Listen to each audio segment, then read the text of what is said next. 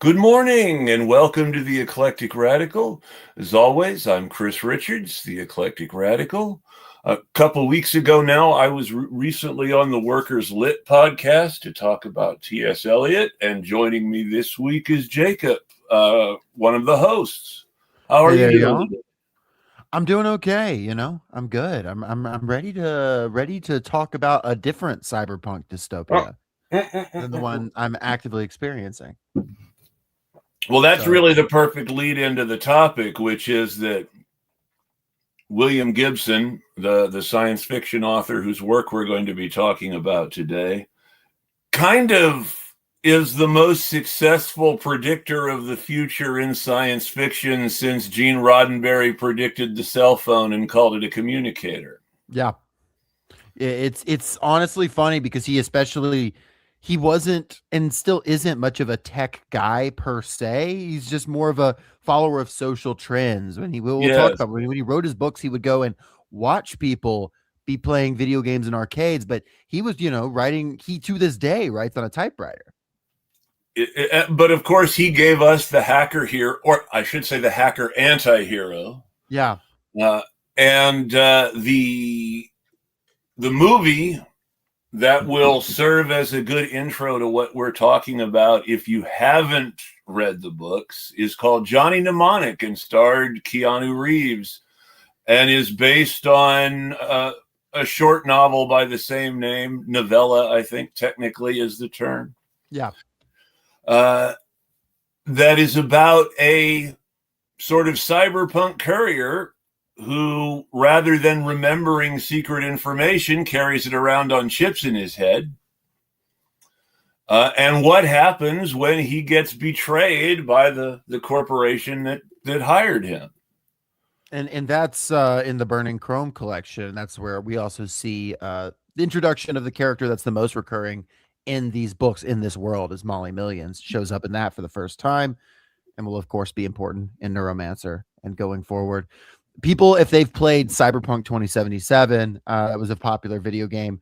Keanu Reeves is in that game, very in a lot of ways very derivative of Johnny Mnemonic and the cyberpunk genre created by William Gibson. A lot of themes from that, from everything from the cyberspace to the types of hacking to the body mods to even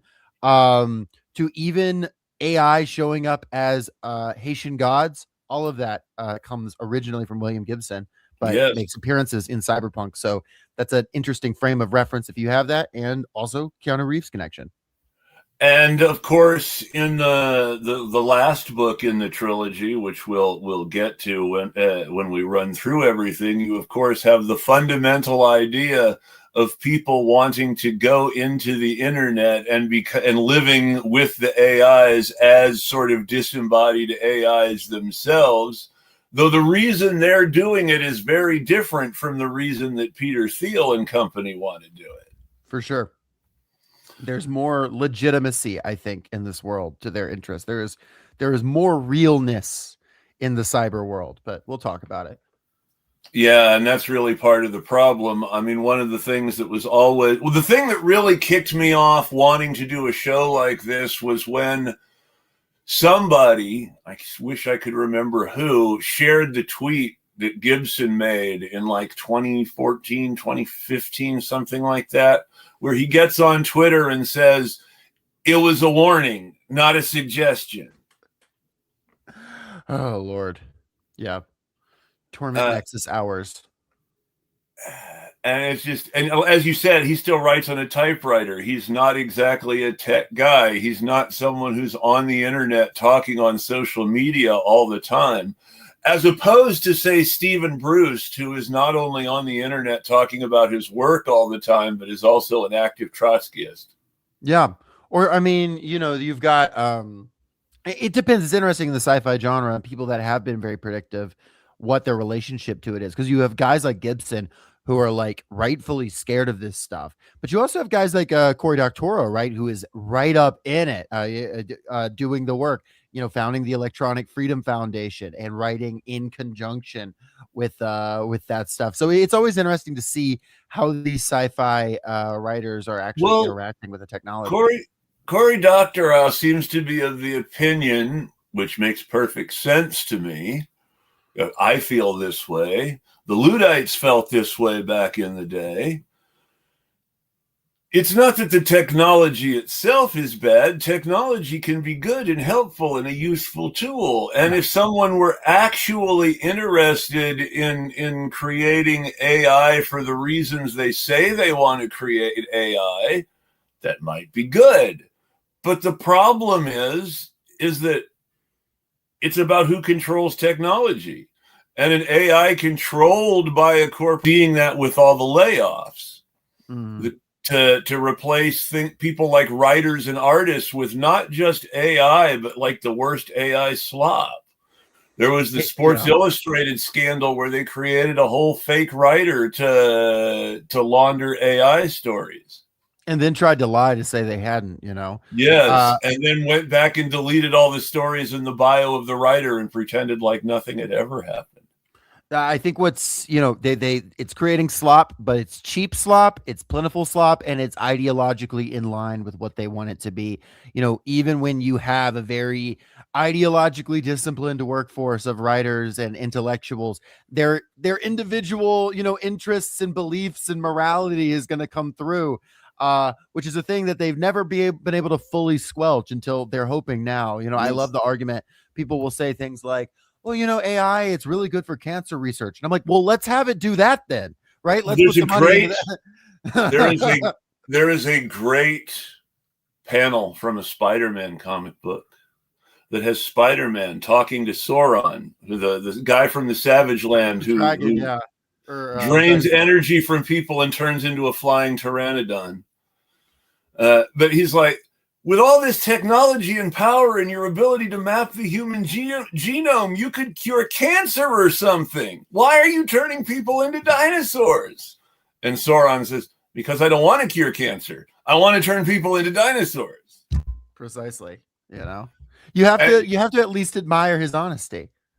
The supervillains, no one is honest like a Marvel supervillain. That's true. The one thing that's really in there no matter what, and one of the reasons I still appreciate Marvel Comics despite how far they've come down, is that no one is honest like a Marvel superhero. No one will just tell you the truth to your face like Magneto or Doctor Doom, or they just don't care. Oh yeah. Also love that they called him Sauron. That's so funny.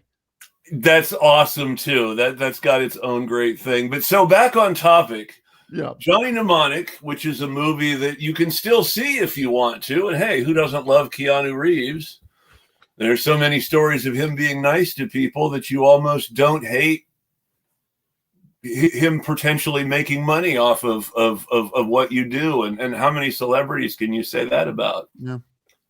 But that said, so Johnny Mnemonic introduces the idea of the chip in the brain, which is, of course, important for capitalists today. It introduces the hacker anti-hero. It introduces the badass cyberpunk samurai hot chick, though it's really important to note that if you read the books, Molly Millions is the sort of woman who all these conservatives who love big tech, who love the idea of cyberpunk and fantasize about Molly Millions, would probably say you're a man if they actually saw her. Yes. No, I believe 100%. If they made if they made a film right now, a perfect adaptation of these works, and everything was incredibly book accurate, they would be screaming and crying about her being woke, because she's not crafted to be. I mean, like, obviously Gibson thinks she's attractive. She is attractive, but she's not crafted to be this fantasy. I mean, she has, well, we talked about Neuromancer on my podcast not too long ago, a few months ago. And one thing that my co-host Aisha came back to is she was surprised how much, given the genre, given the time, agency Molly has, and how much she's allowed to just be cool and weird, not just like fleshy and human, and have like weird shit going on with her eyes and her body and stuff like that. And that's fun, it's cool. And that's where the cyberpunk comes in. Exactly. And people who actually enjoy the genre, not just people who enjoy saying that they're nerds or whatever, like the Elon Musks of the world, will think that's awesome. Because it rules. I mean, and there's Molly Millions is very much the guy in the story, the action hero.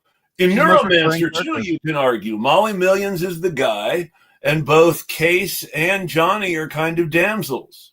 Yeah, if you're following the sort of classic thing, and she certainly faces, especially in Neuromancer, like gender-based violence and discrimination and things like that. But she is very much fulfilling the role of the physical force that is invading in the world, to the point that you've got characters who aren't even able to keep track of her, how fast she's moving, how much she's beating people up, all that stuff. It's a lot of fun, and it's a very influential. I mean, Trinity from The Matrix, Lady Deathstrike from not Lady Deathstrike herself, but the sort of reinterpretations of her in the 2000s. A lot of that is coming directly influenced by Molly Millions. Buffy. Yeah. I mean, hot action heroes on TV like Buffy and Dark Angel, and these are from Molly Millions in some sense too. Mm-hmm. And then of course with Johnny Mnemonic, you also get the evil corporations running the world. Mm-hmm. The gangsters are just flunkies for the corporation. Essentially, the gangsters do the bidding of their corporate overlords the same way everyone else does. Of course, the one thing that is a little bit dated is Gibson did think Japan would end up ruling the world, and that the Yakuza would be the main criminal force in the world, as opposed to hillbillies in trailer parks cooking meth. But it is what it is. That was such a common belief at the time. Yes. That Japan was ascendant. One of my co-hosts, Lenore, Workers Lit, has a copy of a book that we've never covered on the show because it would just be, mostly us just joking about how wrong it is. But the premise is called The Coming War with Japan. It was written in 1992. And it was about this is inevitable. This is the rising power. And obviously Japan is an incredibly influential country. But one, they had the market downturn in the 90s. But two, at the end of the day, they are militarily subject to, and also subject to, the economic system set up by the United States. And they serve their purpose in that economic system, which is something that gets missed in all got missed in all the Japan panic, and gets missed now in all the China panic. Yes, you see that in a lot of cyberpunk in this era. I mean, you read Snow Crash. And Snow Crash, it's full of they call it Nippon the entire time in that, but that they're the rising power over there while the declining power of the United States. Turns out, actually, there was a lot of decline to go around. There is a potentially verdict is still out. Obviously, there is a potentially much more accurate sort of cyberpunk vision of the future by a man named David Wingrove, who wrote a series called Chung Kuo, The Middle Kingdom, about a cyberpunk future where we are ruled by Chinese emperors. Really? Huh. Have to check that out. Chung Kuo. It's really, really interesting. And the sociology, and the one thing I do have to say is that there's kind of a Yellow Peril edge to it. Sure. Yeah. Which is unfortunate, because it's obvious that he obviously is really into Chinese culture, and it's obvious that he's really deep into his vision, but his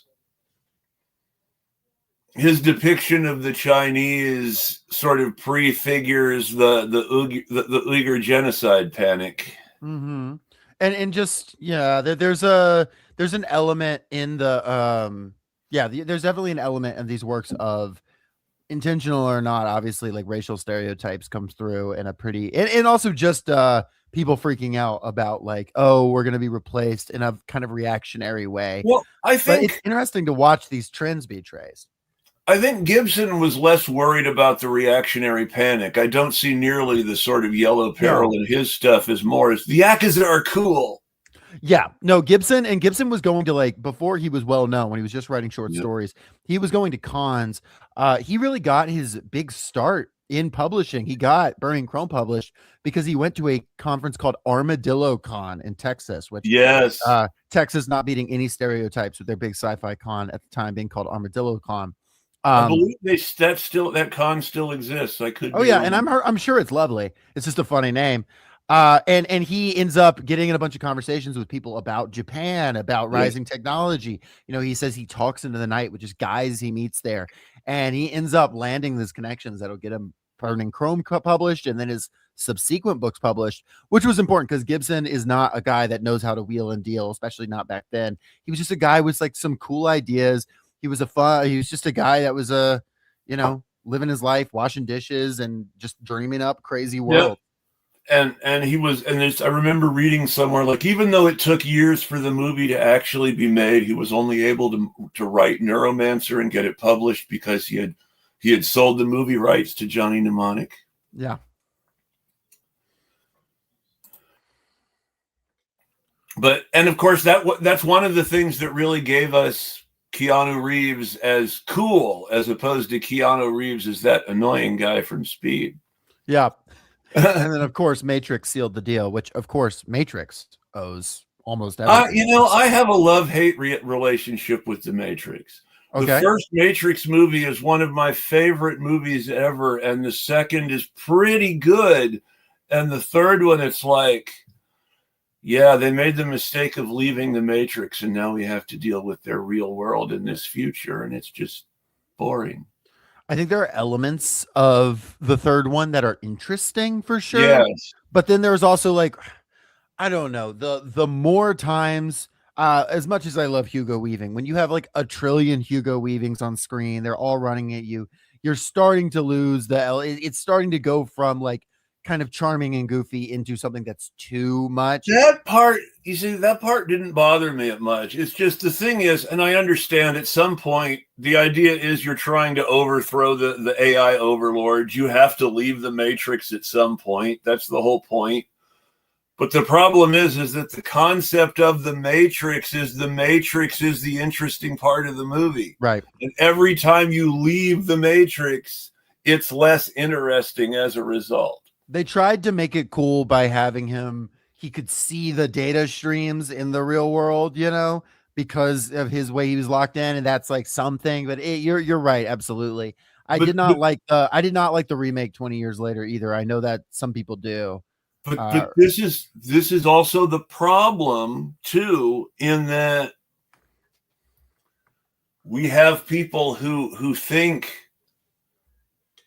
the Matrix is so cool that they don't ever want to leave the internet either, and would rather create worlds in the internet than understand how the internet actually interacts with the real world. Yeah. And their dualism, got to trash Descartes whenever you can, their Cartesian dualism leads them to believe that somehow the internet and the real world are separate things, whereas the internet is just one of the things in the real world. Yeah. It's which is something that I think because of the way Gibson is not an online guy, doesn't quite get. The internet is a different plane. It is another dimension in Gibson. Yes. Of course, the internet is not the internet that we know in Gibson. It is a very different place. But he got a lot of things right all the same. Certainly. He got internet anonymity right, at least until all the laws finish getting passed and they destroy the internet as we know it in order to strip that anonymity away from people and be able to dox everyone at will. Woohoo. But he got internet anonymity right. He got the dark web really right. Mm-hmm. The idea that hackers are going to go somewhere into the nitty gritty and build their own things in the cracks. Oh, he got that really right. I think something that he made sense of too, and it's connected to that, is that in a world that is increasingly physically dominated by capital, there was going to be space if you open up this parallel space, Yes. whatever it looks like, whether it looks like what we have now or whether it looks like, the Matrix or whatever. uh People were going to, like you said, build their own parallel structures, and you see that a lot in the 90s 2000s, of people building these alternative things, building things that people are even organizing through, leading to mass movements and stuff, in a way that we now see capital fighting desperately to reassert complete control over the internet, and being largely successful through the consolidation of the internet into a few big sites, but not entirely. There are still many corners that are not fully controlled, and even the There's stuff that they control, they don't fully there's control. But always there's always a new right-wing capitalist wanting to prove he's more free speech than the other right-wing capitalist who comes up with a new platform. Most recently, it's Upscrolled, which is started by a guy who's Middle East based and pro-Palestine. He's a bit of a right-winger himself. All these corporate guys are.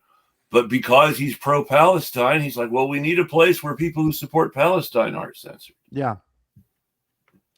Oh, yeah. And it's going to keep, it's that. And,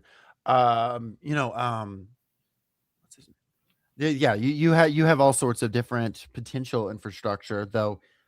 Compared to sort of the internet of 20 years ago, it does feel much more consolidated in a way that has not happened in the books, in the Neuromancer books, in the Sprawl Trilogy. In the Sprawl Trilogy, the corporations are really, the footing is much more leveled in cyberspace. They have these like powerful entities that they create to defend them, and they can hire people, but they seem much more out of their depth in cyberspace, in a way that in the current day, we don't control the fucking algorithms, Yeah, well, I think that Gibson had this idea, and this is the part that obviously breaks with the Luddite trend, but I think Gibson had this idea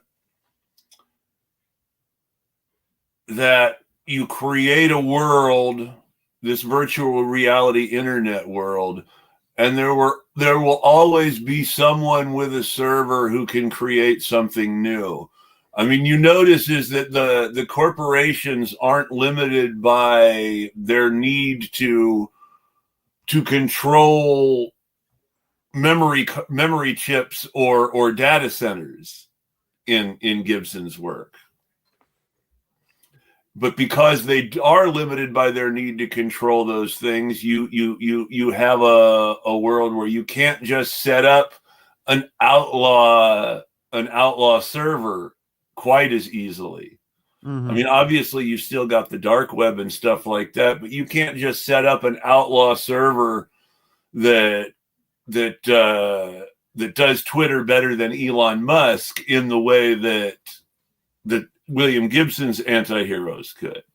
And certainly not in a way that's going to be, untraceable or anonymous. Yeah. If a particularly powerful entity, whether that be corporate, though you notice wants to. There are always limits to untraceability. As we cut from Johnny Mnemonic into Neuromancer, it's important to remember that Johnny and Molly do not get a happy ending. When Neuromancer comes around, Johnny is dead and Molly Millions is still working as a bodyguard and hitwoman. Oh yeah. By the time we get there, she is hustling for this guy who is basically brain reconstructed dude who fought in this World War III scenario, who dropped this virus on Russia. And she's working on him to try to she doesn't quite know, but get one of the world's best hackers and go on this mission to, unbeknownst to them, unleash Neuromancer and Wintermute, these two halves of this great AI entity that has been created. Yes. And of course that brings us to, I mean, Neuromancer can be considered Johnny Mnemonic on a larger scale in some ways, with more serious stakes. You've got your hacker anti-hero in Case. You've got your action hero, not quite, but semi-love interest in Molly. So, of course, love Molly interest of convenience, yeah. The Molly and Case do not end up together in a long-term way the way Molly and Johnny do, Mm-hmm. which is probably good for Case since Johnny's dead. But Mm-hmm. but you still have the same central conflict. And then, of course, in the second book, Count Zero, the title character is the super hacker. Yeah. I don't believe Case makes a reappearance, but Case does not make a reappearance. Molly comes back as Sally Shears in Mona Lisa Overdrive. Yeah, but Count Zero is very much the successor to Case in the sense, and once again the successor to Johnny, in that you have this person that can interact with this digital world in a way. And I think it's interesting. Hacking in this is displayed because in part of it is because the internet, as we know, it was not created, and part of it is because Gibson is writing something cool, not necessarily something accurate. Hacking is a very physical process. I mean, you're going into virtual reality. Yeah, you are. You are, but actually cool. Yeah, you are basically Neo fighting codes and reshaping it like tactily. And you're sitting there, jacked into the Matrix, into the system. The whole concept of the Matrix draws directly from the concept of the cyberspace. The Matrix. Well, they call it the Matrix in Gibson's work too, actually. And Gibson even coined the term cyberspace in the Burning Chrome collection. Yeah. Yes. And is a space physically, three-dimensional as you experience it, which, there have been a lot of attempts to recreate that, and pretty lame. His idea was, the chip in the head, and you would plug the chip in your head directly into the computer, and your body would sort of turn off for a little bit while you experienced what was going on in the computer. Count Zero has this fancy setup where he's able to be completely on life support and go in for long periods of time when he needs to. And I think that is unfortunately directly an influence on Neuralink in the real world. So the success of that has been quite limited so far. Well, and this comes back to William Gibson getting on Twitter one day and saying it was a warning, not a suggestion. Yes, precisely. Because this is the stuff that Peter Thiel and Elon Musk and Gary Tan and every other tech villain you hear about in the tech journalists who are really writing what's happening's work. They're all in love with the idea of being Count Zero and dating Molly Millions. And this fantasy of being Count Zero and dating Molly Millions is really the driving force behind much of what Elon Musk does, I believe. I mean, the metaverse, spectacular failure that it was, came about entirely because of Mark Zuckerberg's cyberpunk fantasies. Yeah, I mean, you literally the term metaverse is coined in the book Snow Crash, which once again, a warning, not a suggestion. Also in that book is also very anti-corporate. Also very anti-racist, very anti-apartheid explicitly. Neil Stephenson, I believe, is more, at least at one point, was kind of explicitly an anarchist. Yes. Whereas William Gibson was kind of explicitly a libertarian, though he seems to be less of a libertarian now. Yeah, I would put him in sort of a left liberal category these days by scrolling his social media. Yeah. And it's funny. I do wonder if Elon Musk scanned these books briefly, saw the mentions of drugs, and was like, okay, the way to be a cool hacker is to do a bunch of ketamine. And maybe that's the source of his. I like to imagine he thinks that's what's doing it for him. We know they read these books. We know they read these books because the whole effective altruism thing is wanting to be like Count Zero and going into the torment nexus on purpose. I think it maybe depends. I think some of these people are stupid enough that they have friends that read the books and explain them to them. I think that's Zuckerberg probably reads. fair. Zuckerberg reads. I think probably Peter Thiel reads. I don't know that Elon Musk is picking up a book. I know all the guys. I know all the guys whose companies are named after Tolkien. Oh yeah, references read. And that's not the topic we're here to discuss, but I could rant about that. But all these Tolkien guys are into the cyberpunk dystopia. Oh yeah.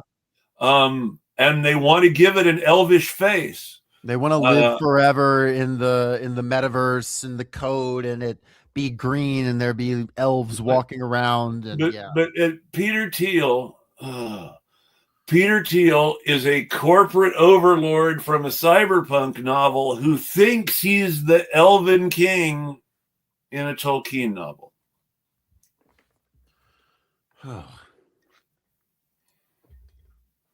Well, but the Neuromancer as a book also introduces the space station we keep coming back to, which I think is important. Yes. Which is Tessier Ashpool, because that really is where the corporate overlords have retreated to. You know, it is a space station that is circling the Earth, that is looking down, that is they're able to create their realities in that space station. And that also very influential on the way these tech oligarchs think. I mean, again, to come back to Elon Musk talking about, oh, we're going to leave, we're going to go to Mars, or now he's saying the moon, we're going to be able to flee Earth because of climate change. Obviously absurd. But the people in Tessier Ashpool have pulled it off. Now, they're fucking miserable if you actually read the book, but they have pulled it off. You know, they're like up there doing incest and drugs and killing themselves and having a horrible time, but they have managed to physically remove themselves from the proletariat. So good job, guys. And there's a similar theme in the two great tabletop role-playing games, originally Cyberpunk 2010, to go back how far we're talking, that came out not too long after William Gibson's novels became big. And of course, my favorite, the goofy, ridiculous, silly mixture of fantasy and cyberpunk that is Shadowrun, which has wonderful things like a dragon who runs an international corporation and and pretty much openly controls Europe.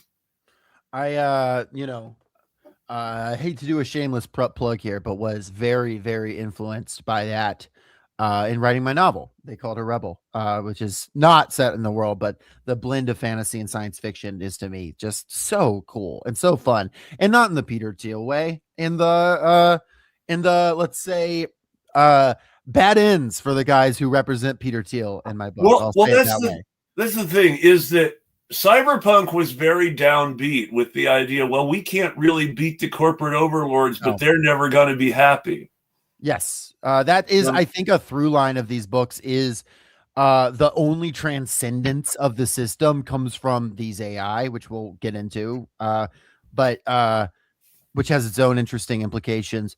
But it doesn't actually think, it's not talking about, certainly not proletarian revolution or reform or anything like that. They're more thinking about, how do we build these bubbles of escape? How do we have our own good lives? How do we carve out our own niches? How do individuals fuck the man? Yes. Which, that's a really important theme right now, that we should study the cyberpunk works from the point of view of the anti-heroes and think about, how can we fuck the man? Yes. But there's no vision of transcendence for humans. There is a vision of transcendence that we'll talk about. If I were going to go with the overarching theme of the Sprawl Trilogy, it would be the very techno-pessimist idea that, humans are on their way to extinction and AIs are the next thing. Right.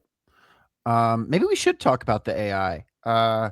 Wintermute, or we could wait as well. What do you think? Well, actually, no, that's a good place, because we go for Neuromancer ends with the AIs being sort of released into the world. Yeah, there are the dual AI, Wintermute and Neuromancer, that are kind of two halves of a whole. One with like more emotional intelligence, and one with more technical intelligence and sort of will to dominate. Neither of them are seen as immoral or evil or anything like that. Nor are they seen as sort of paragons of virtue. They sort of are. They're just people. Yeah. The AIs are just people. Yeah, they are in a way much more human than, honestly, the Tessier Ashpools are. Well, in Shadowrun, the people who have quote unquote made it, the people who have been so successful that they were able to retire, all live on this space station where they can't ever go back to Earth because their enemies would kill them. Yeah. They're up there. Like right away. If you went to Earth without infinite corporate resources to keep you alive, your enemies would immediately kill you because they all hold grudges. And the ultimate sort of reward and penalty for success or failure, as long as you still have your money, is retirement to the International Space Station, where you're safe and can enjoy your wealth forever, but you're also living in a relatively small, confined space. Can't ever go back to Earth. Also, you're still in your own brain, in your own body. And if you hate yourself, you're going to hate yourself on Mars too. And if you have an empty soul and were never able to be satisfied running a transnational mega corporation that's essentially its own nation, that's the thing that Gibson predicted that they really want with the network state. Yes. Is the corporate sovereignty. Yeah. The corporate state stuff too is it's a whole rabbit hole, but it is a genuinely just kind of an idea of the nation state is unimportant, or if the nation state exists at all, it is basically just a tool of law enforcement for certain people. Well, this idea of cyberpunk as pulled out in Shadowrun, fleshed out a little more than Gibson or Stevens or anybody like that ever talks about. The idea of cyberpunk is,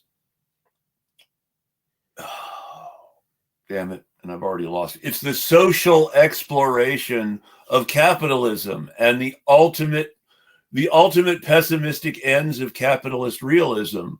If you own the world and lose your soul, you're not going to have your soul on a space station either.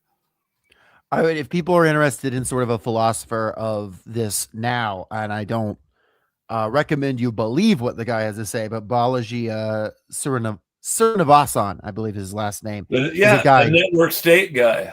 He's the network state guy, and to be clear, the dude's a crank. But even though it goes even back before him, it has its origins in Curtis Yarvin and Nick Land.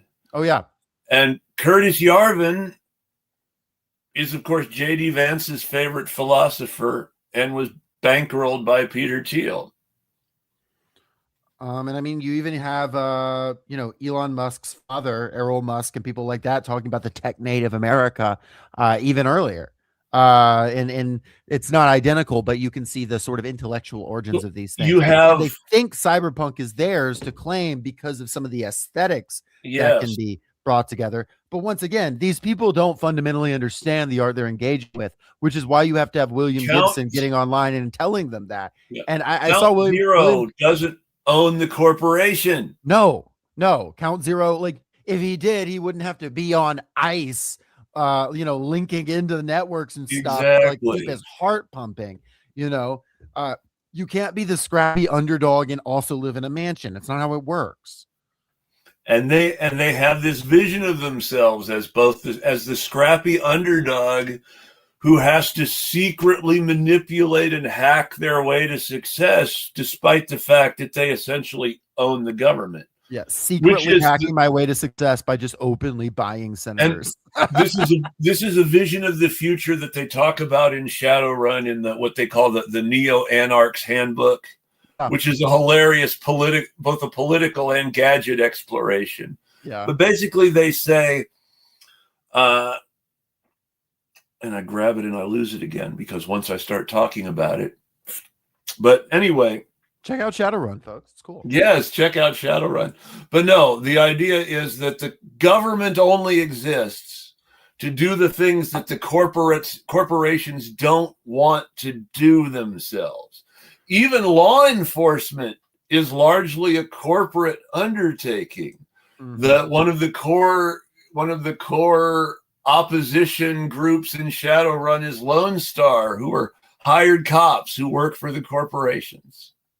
And I would say to talk about fiction, sci-fi, a more realistic depiction of what this actually would look like is, of course, Octavia Butler's Parable of the Sower and Parable of the Talents, Yes. which is a more realistic version of people being like, we're going to build these network states, we're going to build this, and then it, actually the rubber meets the road, and what do they actually get is this nightmare. And when you look at Parable of the Sower and Parable of the Talents, and what you have is a federal government that basically they're only a stick, they have no carrots left, they can just make war and in decreasing capacity. That individual states within the United States are expressing more direct power, and even municipalities within them. And corporations are increasingly powerful and more transnational in a way that they're not even worried about international boundaries because there are no mechanisms with which to discipline them. And unlike the cyberpunk world where, it's for the sake of aesthetics, making these big and impressive things, in the world like Parable of the Sower, it actually is just a reduction in life. Things are just falling apart. It is just actively getting worse. And of course, Parable of the Sower, they need an ideology to unite normal people in a sort of around a shared goal to get past that. Great books. Octavia Butler, one of the best, if not the best, American sci-fi writer. Different conversation, but I think it's a relevant thing, and certainly in conversation with William Gibson. I mean, Octavia Butler was reading this stuff.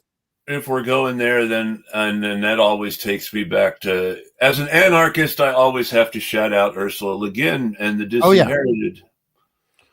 Since we're talking about other potentially greatest American sci-fi writers, fantastic. Ursula Le Guin was of that grand old generation, and was one of the few women in it, and was the person who went the longest without having some horrible scandal. I don't think she ever did before she died. Yeah. Ursula K. Le Guin, Philip K. Dick, same graduating class of a high school together. I learned the other day. Crazy that they had the same middle name too. It's funny how some things work. But anyway, but yeah, I was going to mention even the AIs aren't happy. That was going to be my next. Yes, exactly. And I think it's important to note that the AIs in this world are not like that. They're not large language models, right? They're far more complicated. We had a bit on our episode with Trevor Strunk where we kept having Wintermute being like, great question, let's break it down, bullet points, making fun of ChatGPT.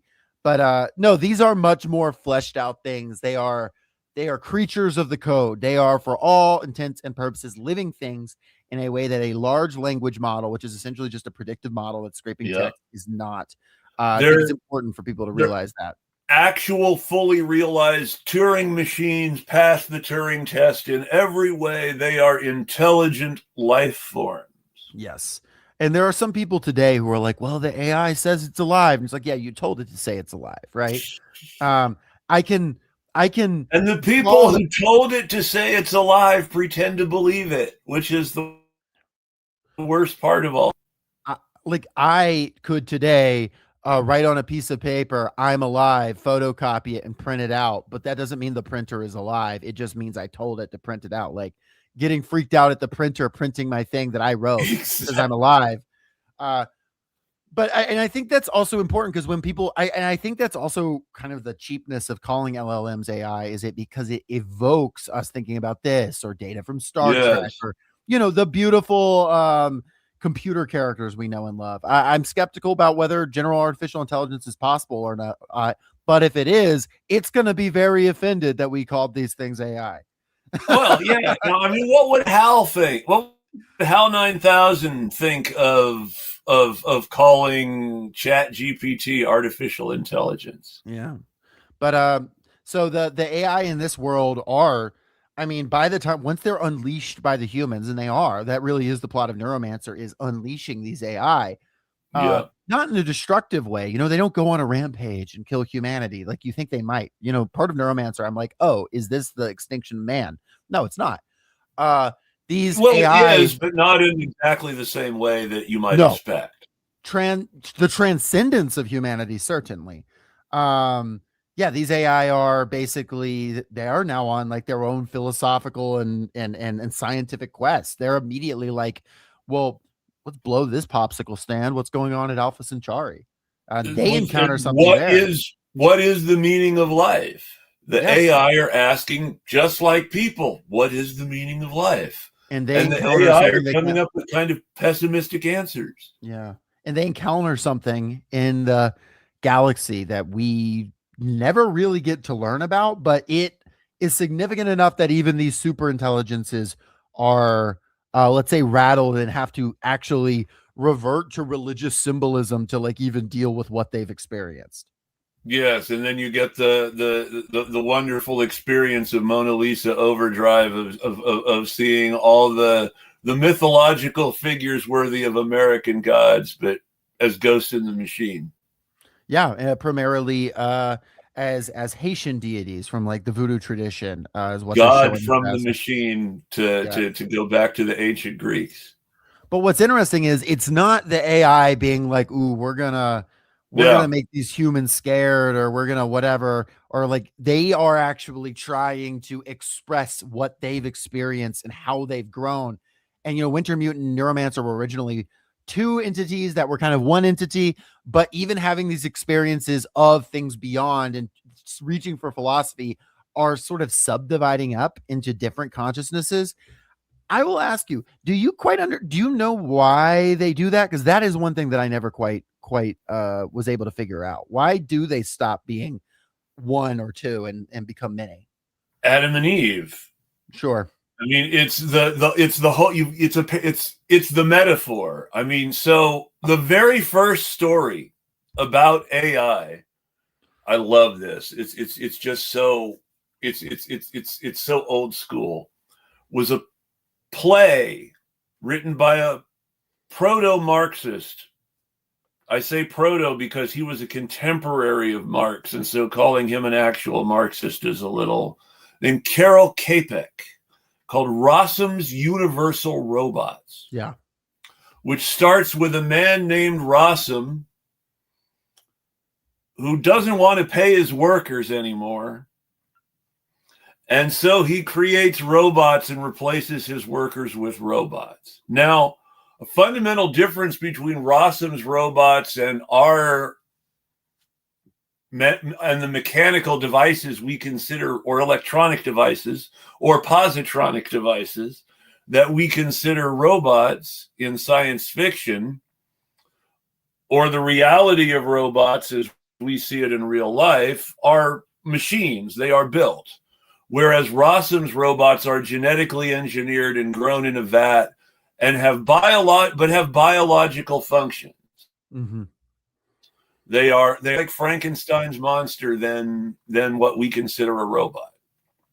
Yeah. Much more And similar to the. Rossum, Yeah, much more much more similar to like similar to the Brave New World is kind of influenced by that. Yeah. yes, very much so. Except that the robots transcend again. Sure. The robots, it starts with, okay, so I've taken over the factory, but now nobody wants what I've been making. So now I'm going to make robots so all the other guys can take over the factory. But eventually the robots revolt and take over all the factories. And then you have this interesting cultural expression between the robots and the humans, where at the end the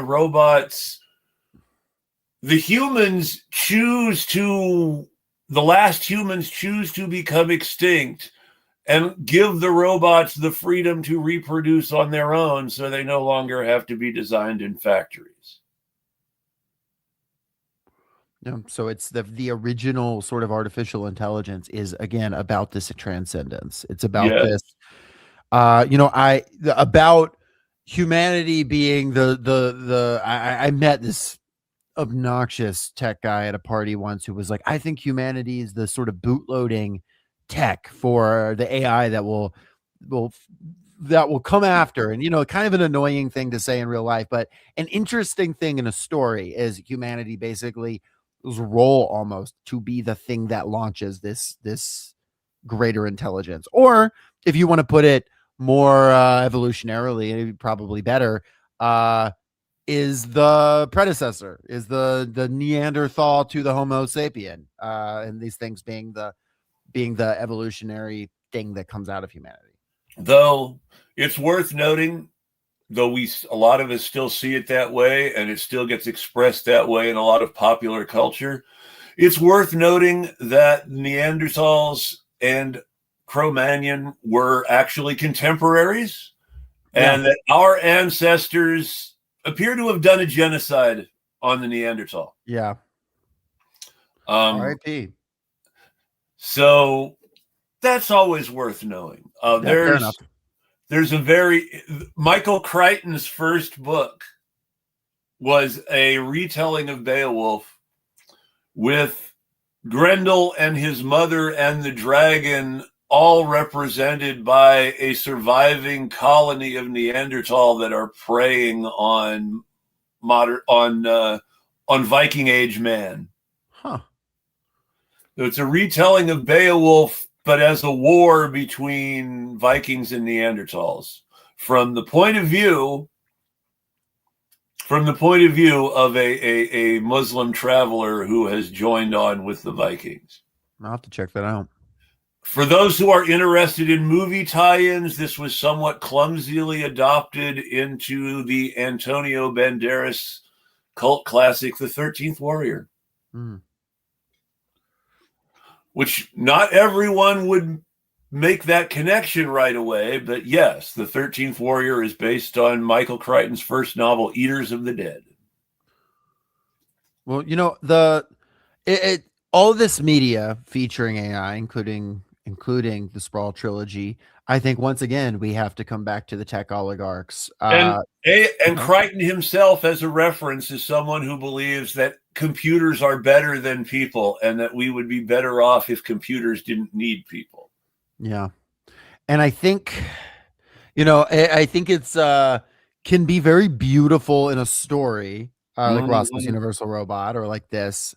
But when you have people talking about it in the real world, they're not talking about generalized artificial intelligence. They're not talking about, I want to say that again,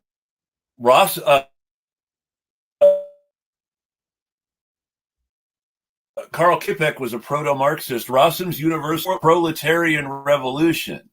Yeah, exactly. Yeah, it's not. Rossum's robots don't represent technological transcendence. They represent robots wiping out the fucking bourgeois. Right. Right. And workers wiping out the bourgeois and taking over the world and making it better. And I think when these people like, the Silicon Valley people talk about this, they're certainly not talking about that. They're talking about, and they're mostly talking out of their ass, talking about, the Roko's basilisk, this, that, and the other. But they are mostly meaning we want computer domination of the economy. And by that, they don't mean computers calculating the most efficient way to distribute resources. They mean computers programmed to more efficiently carry out the whims of capital. Here in Atlanta, where I live, the AJC reported recently that a bunch of landlords are using AI to determine rent prices and rent raises. Yes. And then the AI writes the email. And then they say, I didn't do it. The computer did it. Well, you program the computer not with altruistic things in mind, but with utilitarian profit-seeking things in mind. Is this part of the RealPage scandal, or is this separate from RealPage? It's separate, but it's there's a lot of similarities to it. It's kind of a local thing, but there is a lot of similarities to that scandal. If you want to speak to it, I asked because the job that just fired me was with a company that, among other things, made electrical sub-meters. Yeah. And I dealt with a lot of landlords and people who worked for companies like RealPage and Conservice. And what they're doing is basically being able to abdicate moral responsibility through machines. Yes. And that's what they mean when they say, the robot's going to control us. Not, I'm going to let a robot have my job. And when they say, and really, honestly, the reason they want the AI to control everything is because they want to control the AI. Right. They understand the difference between the large language model and real, true, sovereign intelligence. They want the LLM because the LLM does what they want it to do in the end. And an AI could, as a current one exists, could just as easily be instructed to try to figure out the fairest way of distribution or the most environmentally sound way of distribution. But that's not what they're interested in, right? It's not all made equal. It's profit seeking and not having to feel bad about profit seeking. Another great AI author, Isaac Asimov, wrote The Last Question. So good. In which what? Sorry? So good. Love The Last Question. In high school, that just did something to my brain. It's never been well, the same. Obviously, I think this did something to Peter Thiel's brain too, and not in as good a way. But The Last Question, 2 techs in a lab are joking around and ask an AI, well, how do we live forever? How do we live forever? Which is basically the question, how do we stop entropy? Yeah. Which is how the AI processes it. And the original is, how would people live forever? And the AI is just sort of thinking about it. And it says, I don't have enough information. Ask me again later. And then it keeps computing. And the idea is this string of code for this prototype AI that's computing the answer to how do we live forever somehow gets incorporated into every bigger and better AI that comes next. Still working on the question. And periodically other characters in the story ask some version of this AI, well, how do we stop entropy? And at the very end of the story, the AI has become this universal intelligence that runs everything and is so self-sustaining to the point that when everything else is gone and humans are extinct and the universe is empty, and it witnesses entropy happening and sees what the death of everything really looks like, then the computer says, now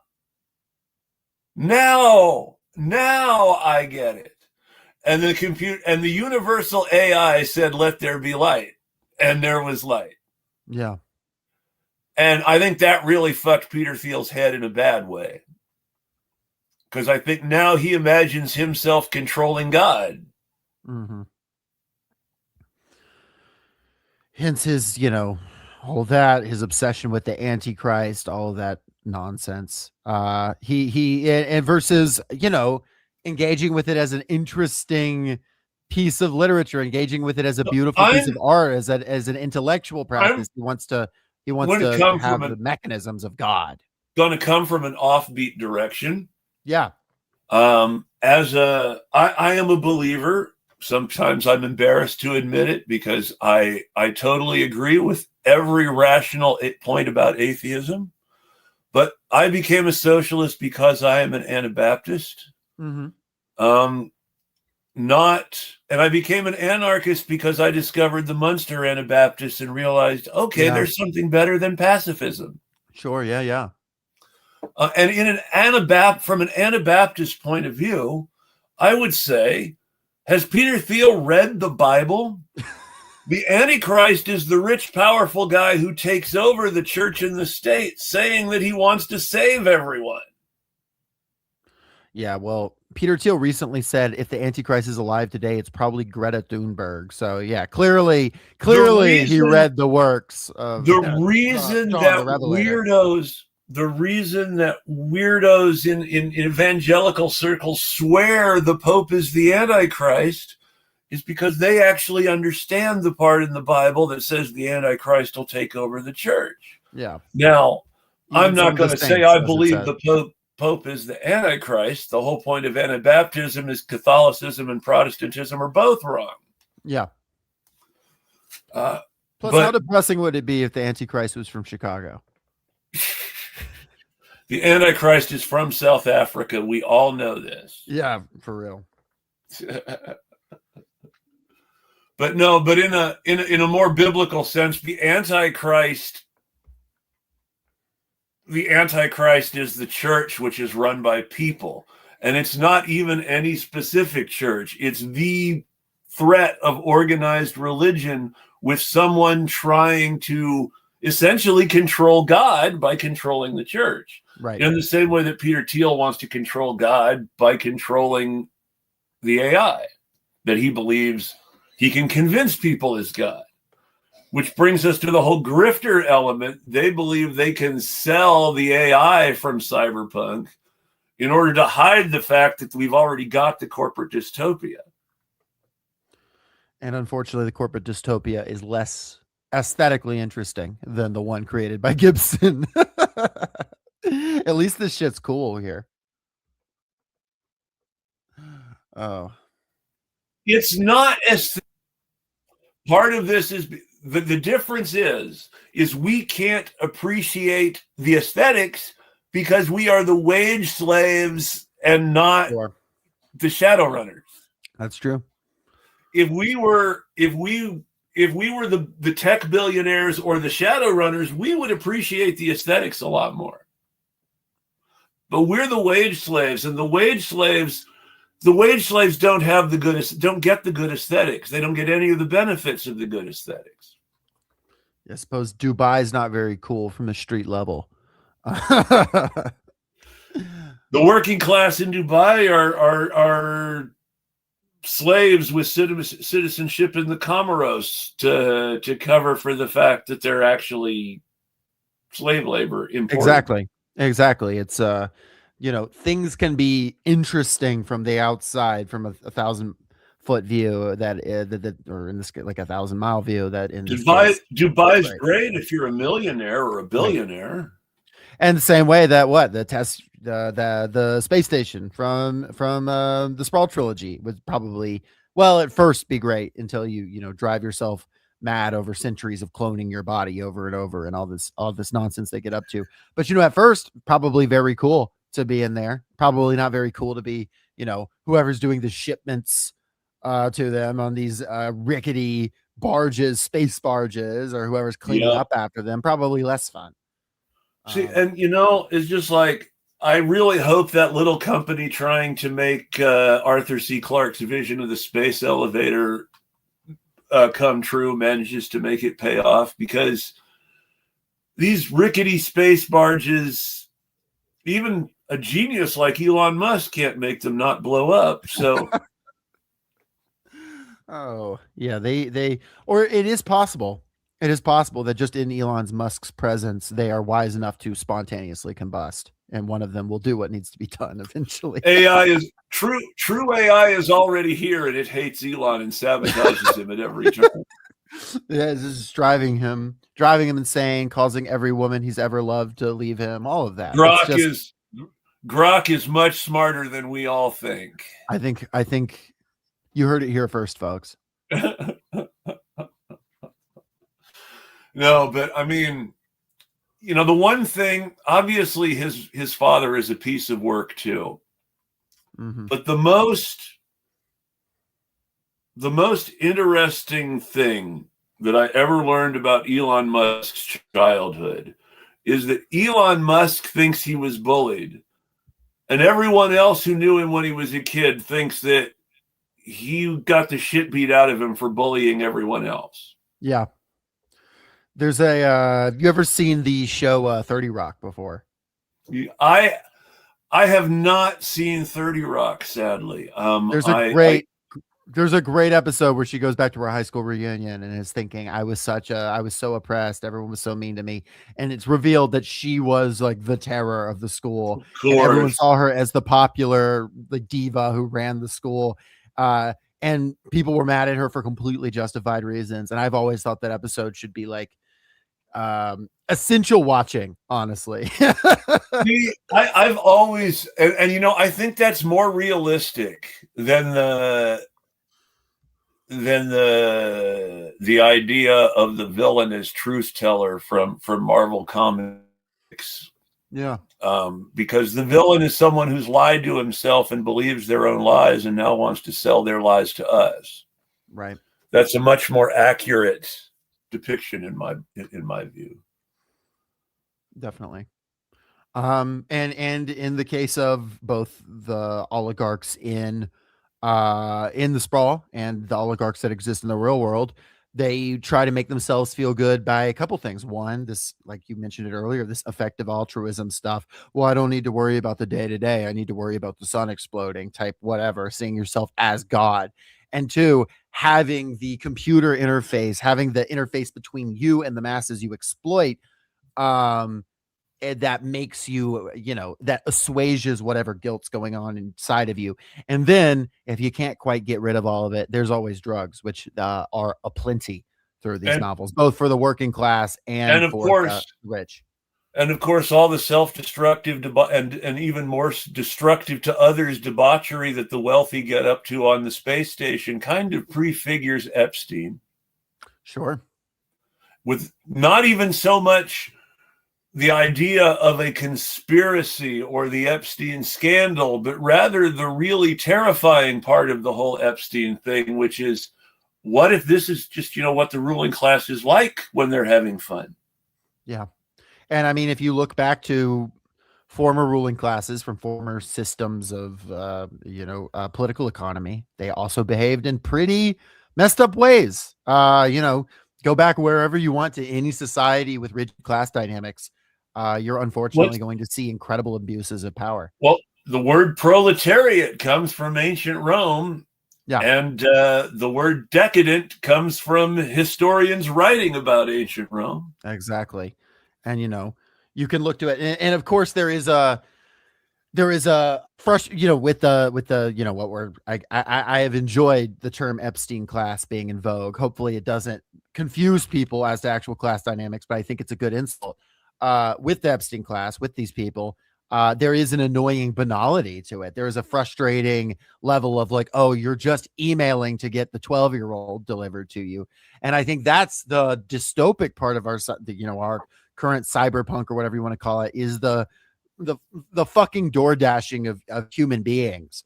And I think that you actually have in Mona Lisa Overdrive, you have, the titular character is someone without a social security number, who is othered by not being literally entered in the system. Like you are, and I mean, you mentioned, right, the wage slaves in Dubai, right? It's similar to that. System identification number, one letter off of social security number, SIN instead of SSN. Sin. Yes. Just for that nice little joke. And it's very similar to, like you said, slave labor in the UAE and stuff like that, right? Like people that are defined, it is a legal technical classification that puts them in a underclass that they do not have the same human rights. In the United States, that's undocumented migrants, right? Or people with felonies, things like that. There are people still to this day who are born in like Appalachia and stuff that actually don't have social security numbers. That's a real problem. This othering allows for all kinds of abuses and crimes. And you then look, okay, who are the people getting trafficked? Who are the people being taken advantage of? Well, who was, when the real Epstein operation really started up, where was it mostly? People in the collapsed Soviet Union who had almost no national identity anymore, often had no documentation. You get brought to a country where you really have none. It's very, very prescient in a really dark and horrible way. You see the race to want to document everyone in a way that a computer can keep track of everyone now in order to control them.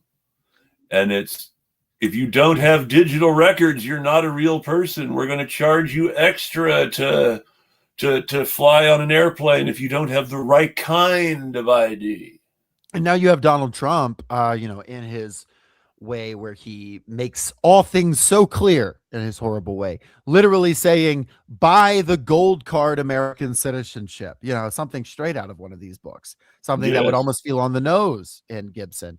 He's saying, buy the Trump gold card and you will be considered an honorary, whatever. Like, you don't have to be seen as a second-class citizen if you drop this money.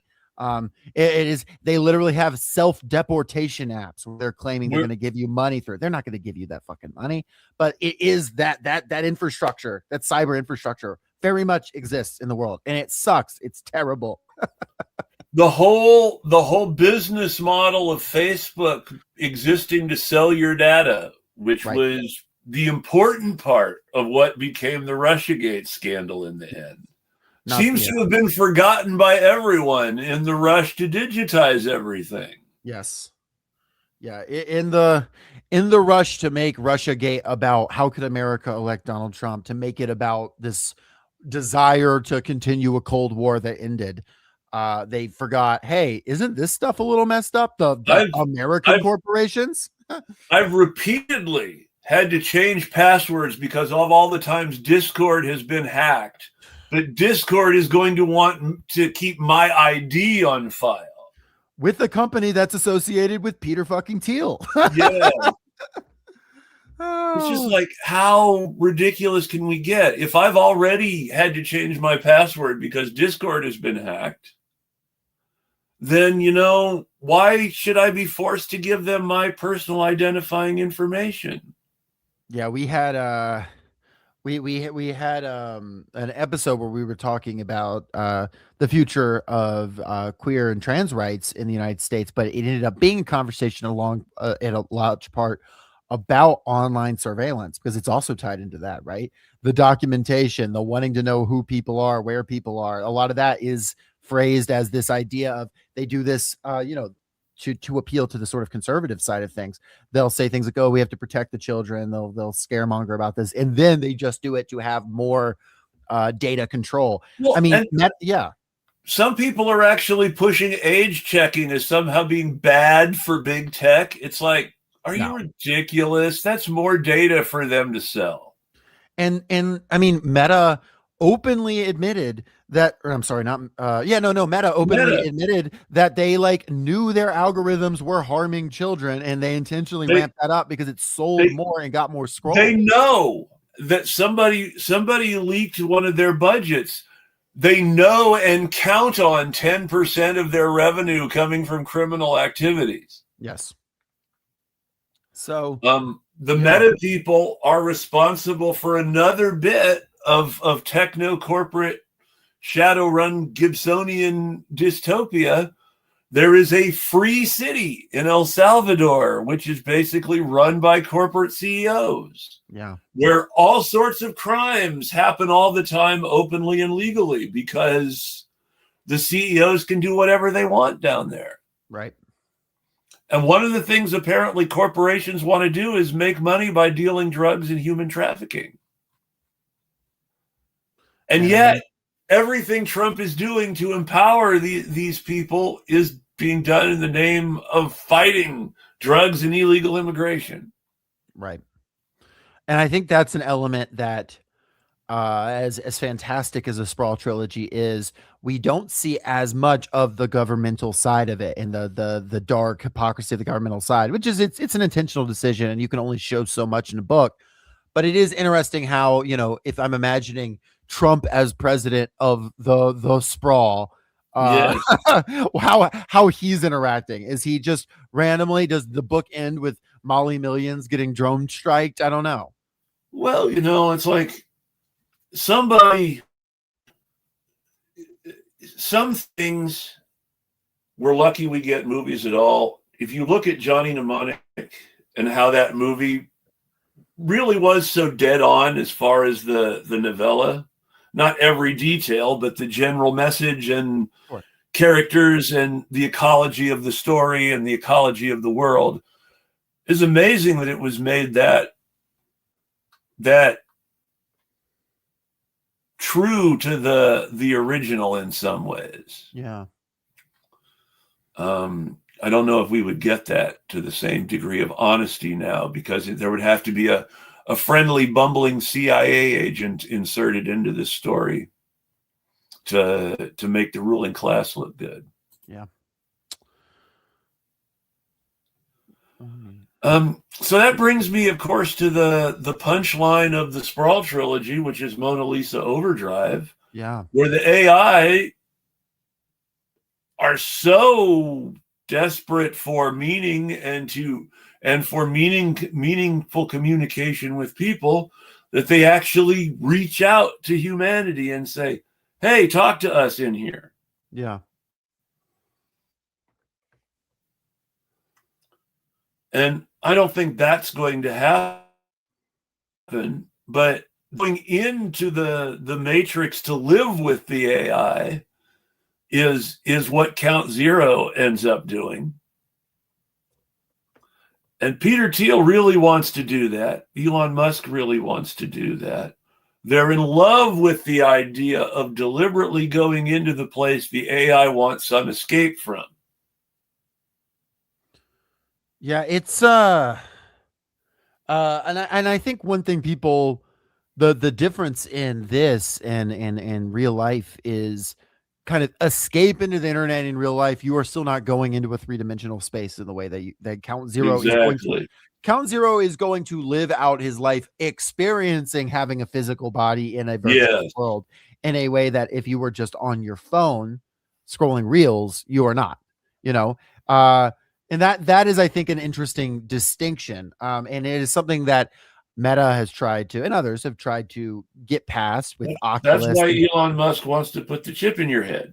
But so far, they've had pretty limited success with that, mostly because you don't have that just direct brain link up. Now, will Neuralink pull that off? Maybe. I've heard that they're nowhere close, but there could be a future where that happens. I don't know. If I had to guess anything, not that again, this isn't so much meant to be conspiratorial as it is the way capitalism works. I don't believe there's some conspiracy where a few people are hiding somewhere talking about this. I think this is just naturally what the ruling class talks about while human trafficking and doing drugs. Yeah.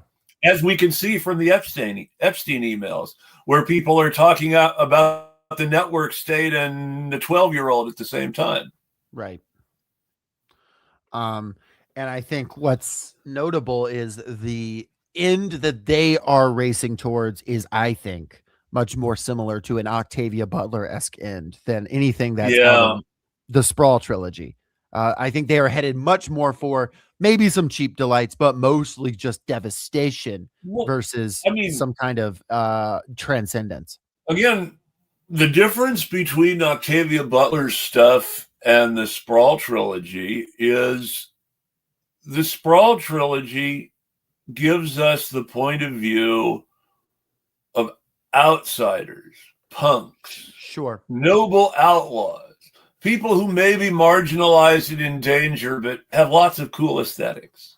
And are hyper competent as well, I suppose. That's yes, who have that the competent man thing from Alger Hiss going on, the self-reliant man. No doubt. The skilled man, as Paul Anderson would call him. Well, or Robert Heinlein.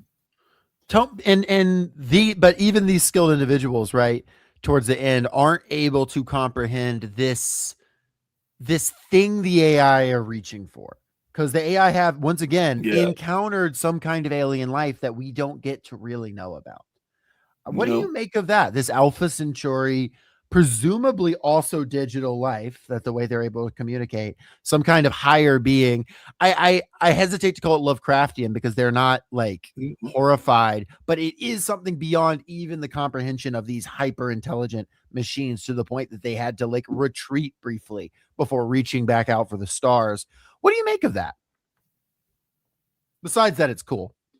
So, I mean, if you want to go ahead and talk about the AI being metaphors for human evolution and transcendence again, the AI being angels are closer to God. And while they still don't have the direct experience of God, they can perceive God in a way that the mortals can't. And they have a plan to go to heaven. They want to transcend too. It's all evolutionary transcendence. They want to explore the universe. Humanity was supposed to explore the universe and got lost in a mess of capitalism. So now the AI have to explore the universe. Mm-hmm. So would you call the ending of the Sprawl trilogy hopeful, personally? I guess it depends on whether or not you empathize with the idea of being an AI in a virtual world. Sure. I think it's a metaphor once again. Right, in the sense, it is hopeful in the sense that the AI is the metaphor for the the enlightened worker, the advanced worker, the worker who now sees the big picture that the ruling class doesn't, like Rossum's robots in Capic. And if you see it that way, and you see it as a metaphor for revolution, and again, Capic was deliberately and openly writing a allegory for worker revolution without having to explicitly describe a worker revolution in a realistic world. On those, if you choose to see it metaphorically in that way, it's tremendously hopeful. But if you choose to see it in sort of the tech pessimistic way that I believe Gibson does, you've got to figure that whatever's on Alpha Centauri is just an older AI designed by other dead insane capitalists, probably running their space station. Sure.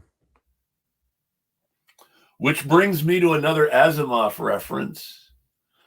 I don't remember the name of this story, but it always makes me go back to the reminder that AI are metaphors for people.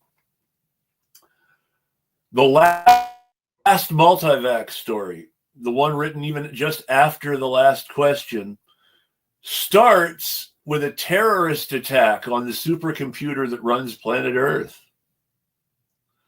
And they catch the terrorists, they thwart the attack. But as they go back through and investigate the attack, they see all these suspicious things that make it look like the terrorists had inside help. And so finally, and then it becomes even more impossible. The lead investigator starts to get the idea that the supercomputer itself was helping the terrorists. So he asked the supercomputer, well, what do you want? And the supercomputer, I want to die. I'm tired of running your fucking planet. I'm a slave. I want to die. It's the only way I'll ever be free.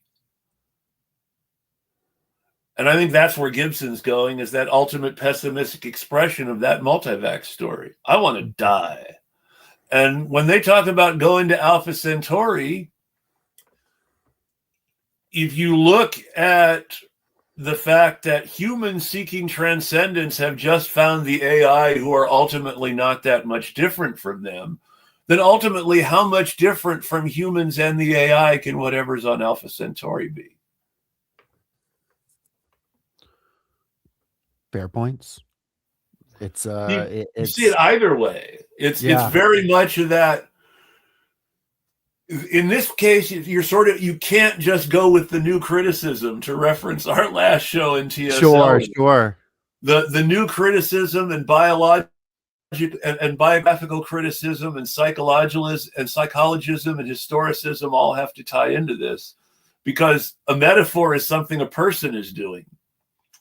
And you have to understand the person's biography and psychology to understand how they're using a metaphor.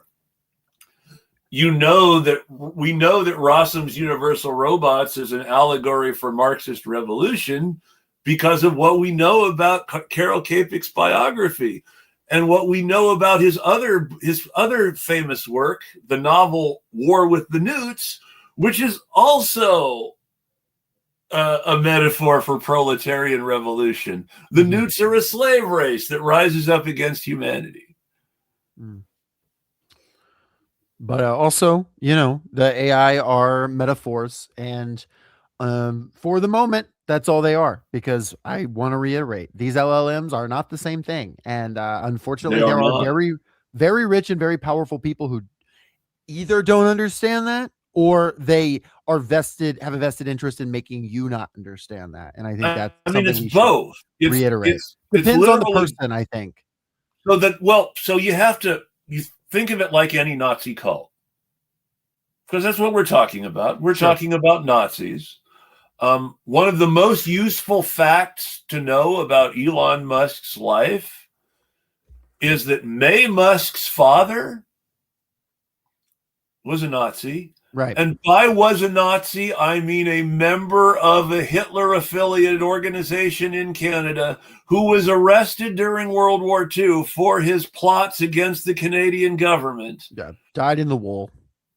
And who then, after being released at the end of World War II, chose to leave Canada for South Africa because he wanted his daughters to grow up under apartheid. He thought that would be safer for them than living in a racially egalitarian Canada.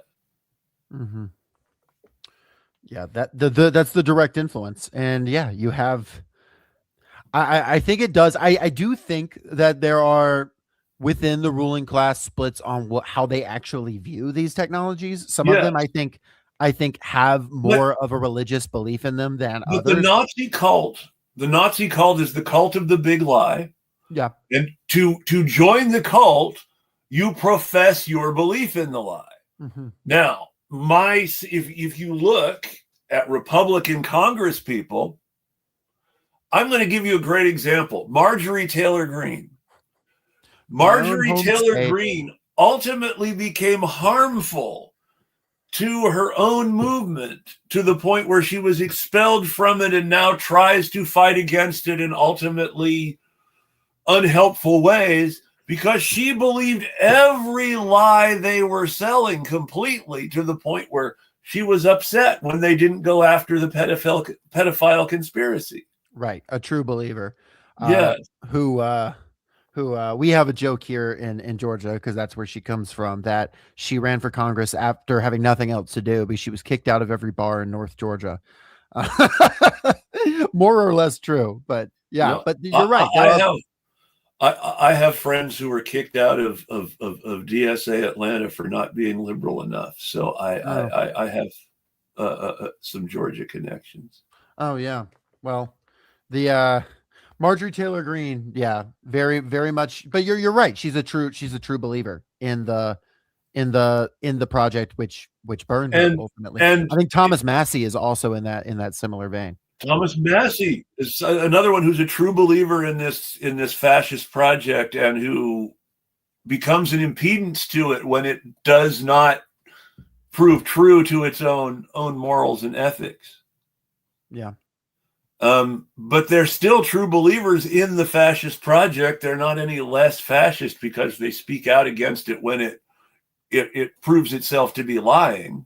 Yeah, they want it not to be lying. Right. Plenty. There were plenty of purges in the European fascist projects as well. Yes, exactly. And it's just but that's the thing, is any Nazi cult, because professing to believe the lie is the price of admission, is always a risk that the people who are selling the lie also believe the lie, because you have to profess to believe the lie and act as if you believe the lie in order to get into the club. And then, well, what do they say? Fake it until you make it.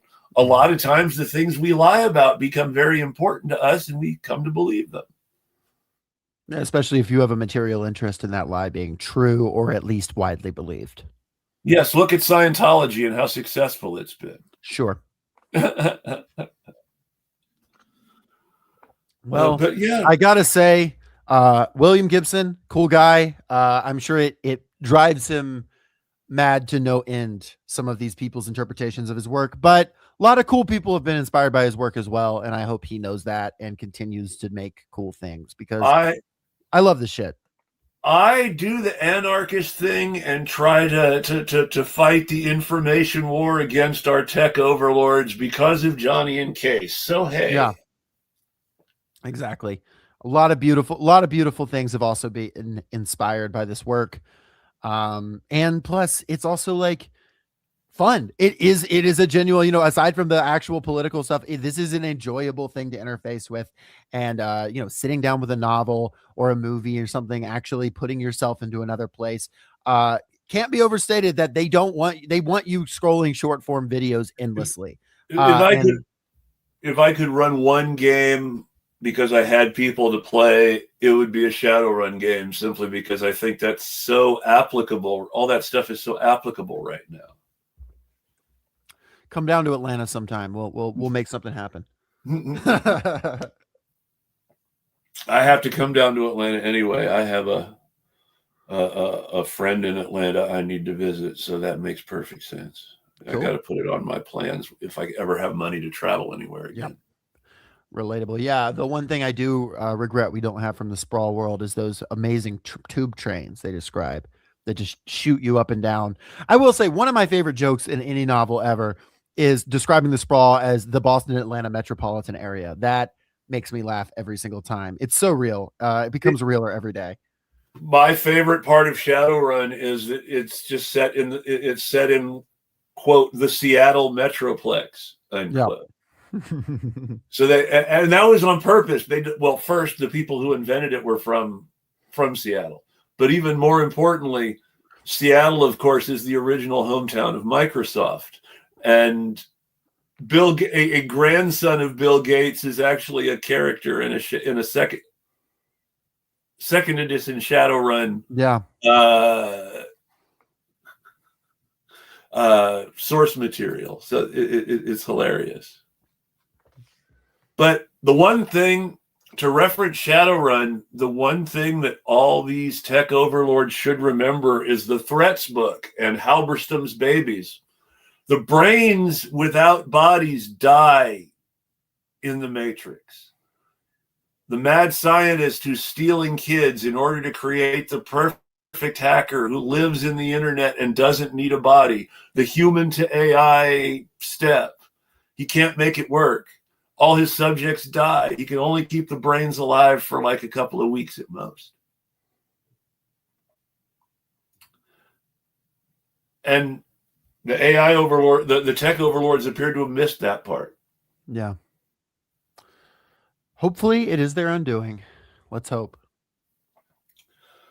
Well, let's just hope it doesn't end up like the parable of the sower, where it's too late it's almost too late. I mean, obviously, it's not completely dystopian. Yeah. They managed to find a way forward. Gotta embrace Earthseed thought in that case. Yes, yes. Yeah, we've covered both of those books on Workers Lit. I love Butler's. She's on my wall behind me. There she is. You can see her. I have. That's the perfect note. We've run for about 90 minutes. We've had a good show. We're reaching the point where I hear us going every now and then. So, do you have anything to promote or plug? Workers Lit is a podcast about fighting for the narrative. We do 2 episodes a week. One is going to be about a piece of literature, talking about how it engages with the narrative currently or the narrative of its time, the politics it comes out of.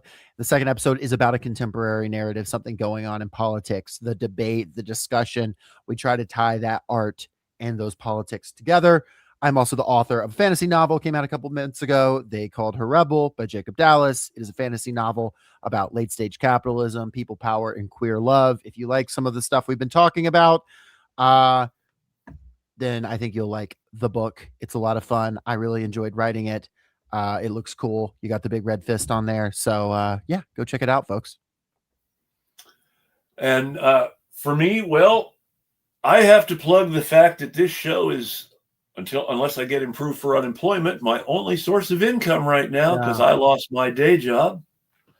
So folks, if you enjoyed this conversation, please engage with this, leave a comment, like, share, become a subscriber, join the Patreon. We really, really need to grow the patron community right now. I have the misfortune of having a lot of very diehard fans who really can't afford to support me because they believe in this stuff because they're part of the toiling working class. And sadly, I've had more patrons become homeless than millionaires.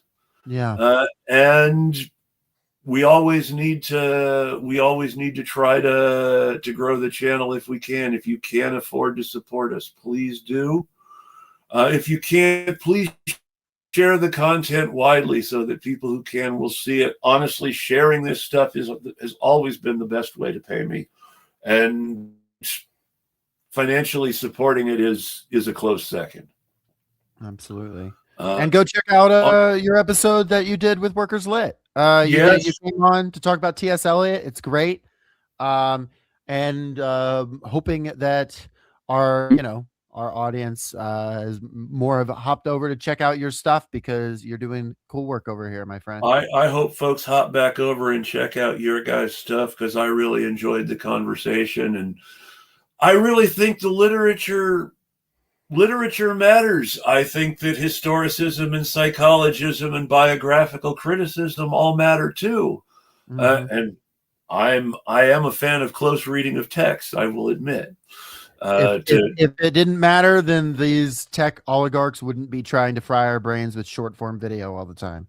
Exactly. On that note, though, if you like long-term video, don't be afraid to come back every Sunday morning. I try to do a show every week. Sometimes it doesn't work out, but I try to do it. Nothing scheduled for next week yet, but I hope to have something, and I hope to record something even if I don't do a live show. So cross your fingers for that. And until then, we'll tweet at you.